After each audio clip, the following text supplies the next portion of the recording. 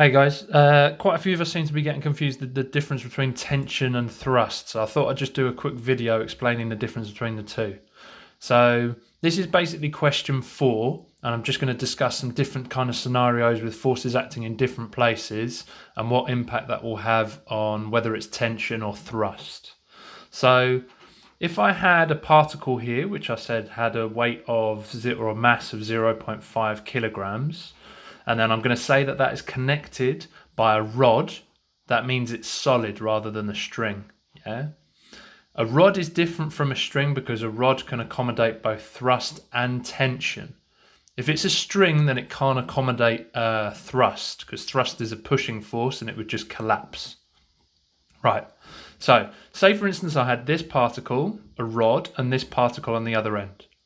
Regardless of the forces which are being applied to it, I know that definitely the weight is going to be acting down.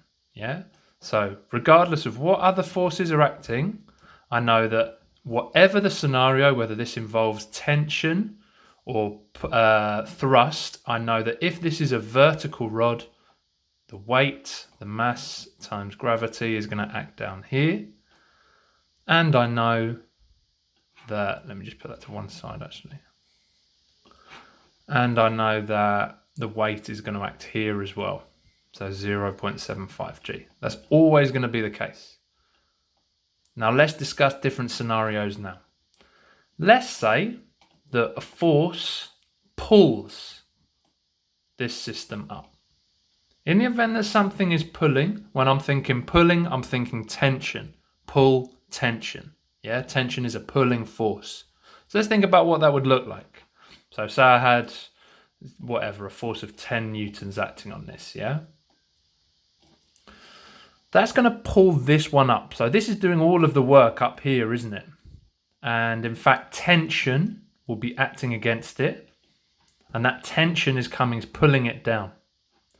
The tension here, which is equal and opposite, is also the force, if I consider just the forces acting on this thing alone, is the thing that's going to be pulling this particle up. Yeah? So this is what tension would look like. If it was this scenario here and a force was acting on this particle pulling it up, then tension would look like this. Yeah, that's our tension. So in fact, let's look at that. Let's even put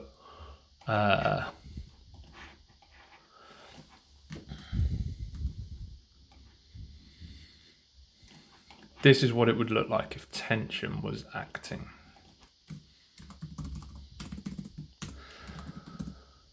Tension.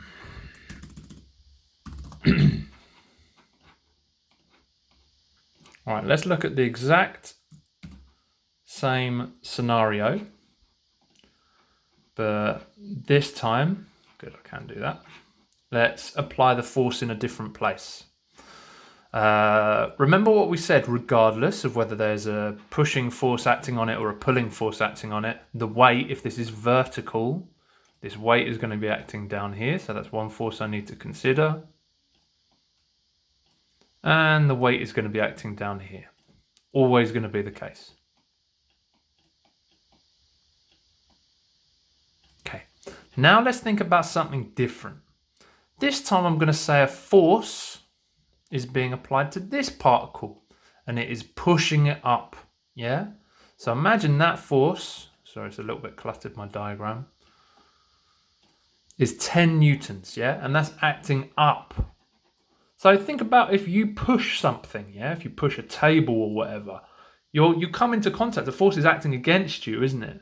So this time, the thrust will look like this.